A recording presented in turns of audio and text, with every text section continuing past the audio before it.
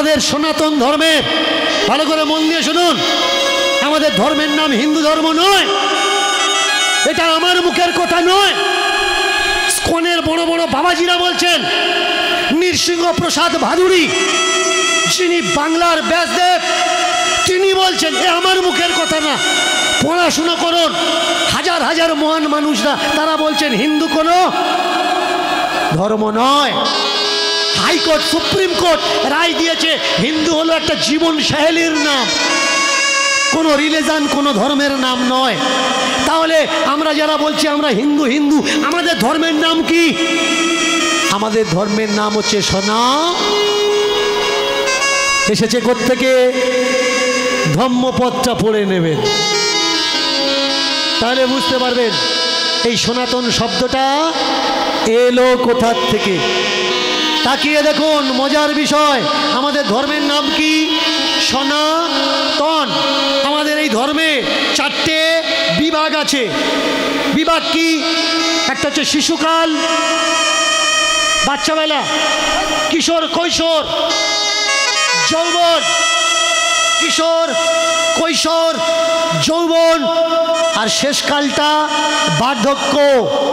সন্ন্যাস কোন সময় নিতে হয়? শেষের দিনে গিয়ে নিতে হয়। এখন বিয়ে করেছেন, সন্ন্যাস নিলে কি হবে? পাপ হবে। বউ বাড়িতে রেখে সন্ন্যাসী হয়েছেন পুণ্যি করার জন্যে, কিন্তু আপনার বউ যদি অন্যায় করে আপনার পুণ্যি হবে না পাপ হবে? স্বামী যা করবে বউয়ের হাফ ভাগ, তাহলে বউ যা করবে স্বামীর অর্ধাঙ্গিনী হাফ ভাগ। তুমি তো বউ ফেলে পালালে স্বর্গে যাবে বলে, আর বউ যে নরকে যাওয়ার জন্য রেডি হয়ে আছে। পাড়ার লোক বলবে, ও দিদি কি করছিস? ও বলবে, আমি করব কি বল, যার দরকার ছিল ও তো রেখে পালিয়েছে, আমি কি মরবো? তুমি করছো পুণ্যি, আর ও সংসারে অন্য ছেলের সঙ্গে করছে সিন্নি। যে বয়সে তোমার সংসার সামলানোর দরকার সেই বয়সে তুমি সন্ন্যাস নিচ্ছ, এটা উচিত না। এটা আমাদের সনাতন ধর্মের নিয়ম না। যে বয়সে লেখাপড়া করার দরকার সে বয়সে নিচ্ছ সন্ন্যাস, এটা আমার সনাতন ধর্মের নিয়ম না। কোন সময় তুমি সন্ন্যাস নেবে? লেখাপড়া করেছো, বিয়ে করেছো, সংসার করেছো, পুত্র সন্তানের জন্ম দিয়েছো, তারা চাকরি বাকরি পেয়েছে, নাতি নাতনি হয়েছে, এখন তুমি রিলিফ, সংসার থেকে ফ্রি, এইবারে তুমি নাও সন্ন্যাস। তাহলে সন্ন্যাসে মঙ্গল হবে। আর সংসারিক মানুষ, বউ ছেলে আসে, যদি স্বর্গে যাওয়ার জন্য সন্ন্যাসী হও, সংসার অমঙ্গল হবে। কর্তব্য করা লাগবে, কর্মটা আগে বুঝা লাগবে। জীবনের 4টে মার্গ, কোন কোন স্টেজ। মহাভারত খুলুন, ধৃতরাষ্ট্র কোন সময় সন্ন্যাস নিয়েছিলেন? কুরুক্ষেত্রের যুদ্ধের পরে। সন্ন্যাসের সাথী কে কে হয়েছিল? গান্ধারী আর কুন্তী। আগে বোঝা লাগবে ভাই, সন্ন্যাস কোন সময় নেয়। যখন আমার আর সংসারে প্রয়োজন নেই তখন তুমি সংসার ত্যাগ দিয়ে বা সংসারে থেকে সন্ন্যাসী হও, ঈশ্বর চিন্তা করো। কিন্তু তোমার একটা দোকান আছে, আর দোকানে যদি বসে তুমি ঈশ্বর চিন্তা করো, ওই দোকান সর্বনাশ হবে, ইনকাম কমে যাবে, তোমার সংসারে আগুন লাগবে। যখন ঈশ্বর চিন্তা করার কথা, ঈশ্বর কখন চিন্তা করবে? এটা আমার কথা নয়, মহর্ষিদের কথা। মনে, বনে আর ঘরের কোণে। মেনে চলুন, একটা গাড়ির ড্রাইভার গাড়ি চালাচ্ছে, আর চালাতে চালাতে তার 8-9 জন প্যাসেঞ্জার গাড়িতে বসে আছে। ঈশ্বর চিন্তা করতে করতে পোস্টারের গায়ে ঠুকে দিল।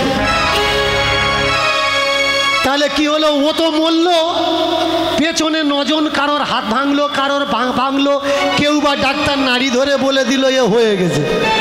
কার জন্যে হলো? সামনে বসা ঈশ্বর চিন্তা করার লোক। তুই যদি ঈশ্বর চিন্তা করবি, স্টিয়ারিংটা কেন ধরেছিস? ছেড়ে দে, পেছনে সিটে আয়, ঈশ্বর চিন্তা কর, তোর কেউ অসুবিধে করবে না। ঈশ্বর চিন্তা তুমি কখন করবে? কাজের অবসর সব হয়ে গেছে, এবার তুমি বিছানায় ঘুমোতে যাবে, আর ঘুমানোর দরকার নেই। সারা রাত মনে মনে চিন্তা করো না, কারোর ক্ষতি হবে না। আর চিন্তা কখন করবে? সব কর্তব্য যখন করা হয়ে যাবে, শেষ জীবনে পারলে ঘরে থাকো, না পারলে বনে যাও। মনে বনে ঘরের কোণে। মা ধর্মকে বলছে, ও মা, তোর কে বলেছে তাকে পেতে বাড়ি ছাড়তে হয়? ও বাবা, বাড়ি ছাড়তে হয়। তোকে কে বলেছে তাকে পেতে বাড়ি ছাড়তে হয়? তোকে বাড়ি ছাড়তে হয়। তোকে কে বলেছে তাকে পেতে বাড়ি ছাড়তে হয়? বাড়ি ছাড়তে হয়। তোকে কে বলেছে তাকে বাড়ি ছাড়তে হয়? বাড়ি ছাড়তে হয়। সে আছে তো সবার মাঝে, এক জায়গাতে নয়, এক জায়গাতে নয়। সে আছে সবার মাঝে, এক জায়গাতে নয়, এক জায়গাতে নয়। ও ভাই, সে আছে তো সবার মাঝে, এক জায়গাতে নয়, এক জায়গাতে নয়। সে আছে সবার মাঝে, এক জায়গাতে নয়, এক জায়গাতে নয়। তোকে কে বলেছে তাকে পেতে বাড়ি ছাড়তে হয়? বাড়ি ছাড়তে হয়। তোকে কে বলেছে তাকে পেতে বাড়ি ছাড়তে হয়? বাড়ি ছাড়তে হয়। ও মা, ওই বাবাজি বলেছে, বলতো দেখি, যারা তোকে বোঝাচ্ছে, ভালো করে কথাগুলো মন দিয়ে শুনবেন, যারা তোকে বোঝাচ্ছে তাকে পেতে গেলে বাড়ি ছাড়তে হয়, তারা কেন বাড়ি ছেড়ে তীর্থে বাড়ি বানায়? হায়, তীর্থে বাড়ি বানায়।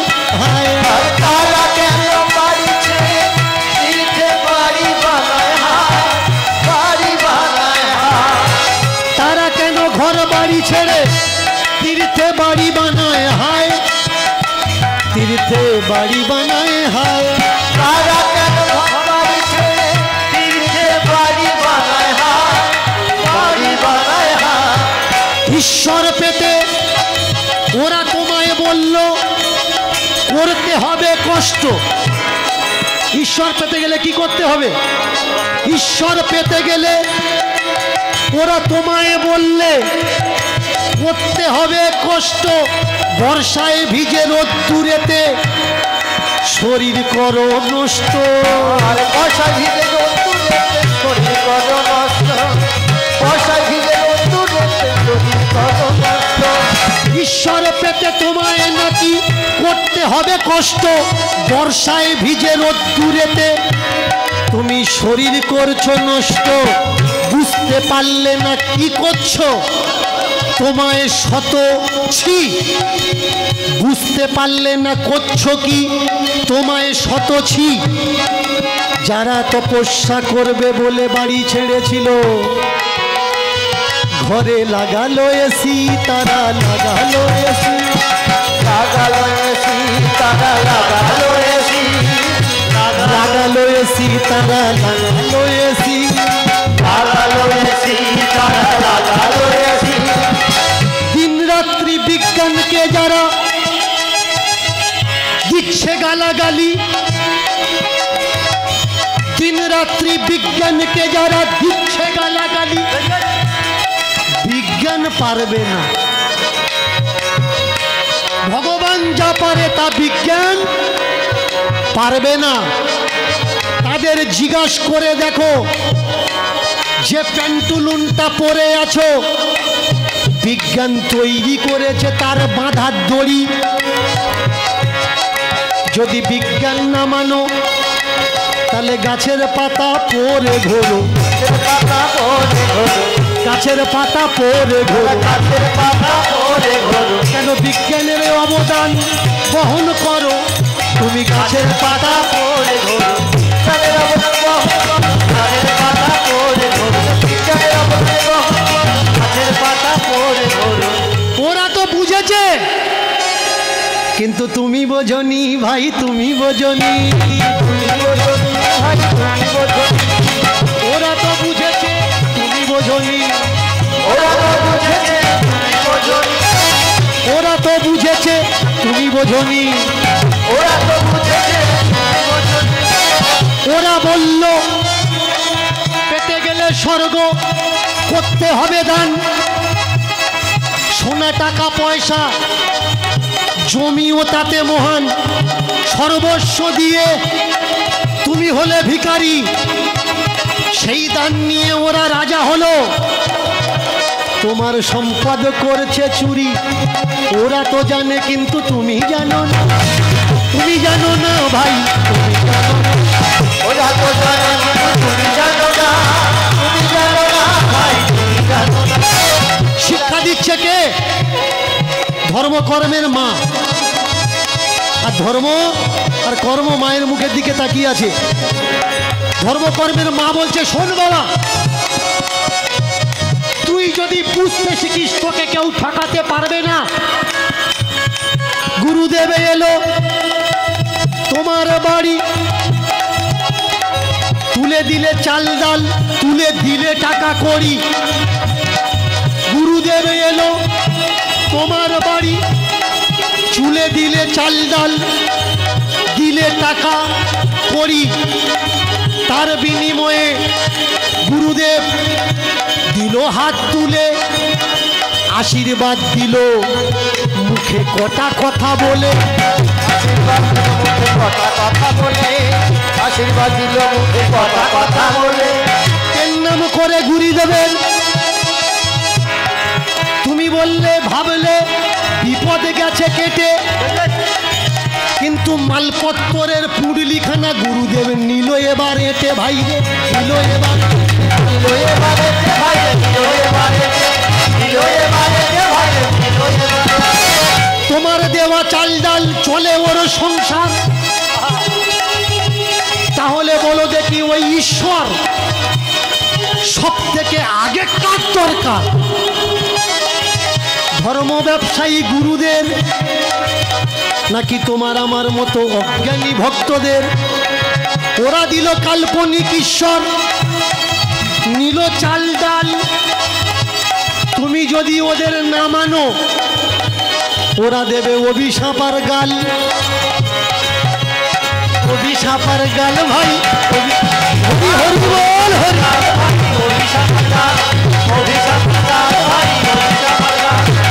ওরা বলে আমরা কারোর হাতে খাই না, সব বাড়িতে যাই না। ভালো করে মন দিয়ে শুনবেন, আপনি মুরগি কাটছেন, আপনি ঠাকুর ঘরে উঠতে পারবেন না। আপনি ছাগলের মাংস বিক্রি করেন, আপনি ঠাকুর ঘরে উঠতে পারবেন না।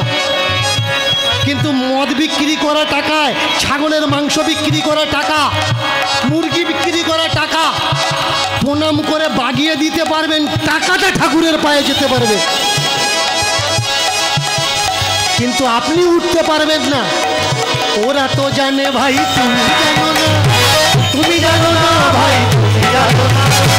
ওরা তো জানে ভাই তুমি জানো না, তুমি জানো না ভাই তুমি জানো না। মায়েরা একটু তালি দিয়ে সহযোগিতা করতে হবে, কেমন বেতাল হলে হবে না। ওরা তো জানে ভাই তুমি জানো না, তুমি জানো না ভাই তুমি জানো না। ওরা তো জানে ভাই তুমি জানো না, তুমি জানো না ভাই তুমি জানো না। গুরুদেব এলো বলে দিলে বসতে আসন, বাড়িতে ছিল নতুন ধুতি, বললে পর গুরু বসন। ভগবান ভাবা মানুষটাকে করলে তুমি যত্ন, যাওয়ার সময় নুটে নিয়ে গেল তোমার খাটা খাটনির রত্ন। ও শুধু দিল মুখের কথা, ওতে কি মিটবে তোমার ব্যথা?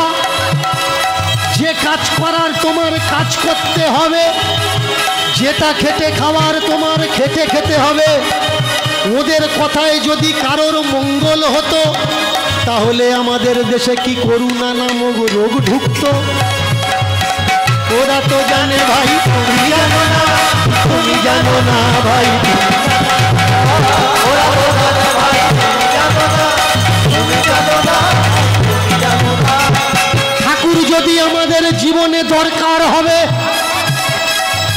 কারোর আস্থাতে আঘাত দিয়ে কথা আমি বলছি না, আমি বাস্তব সত্য তুলে ধরছি।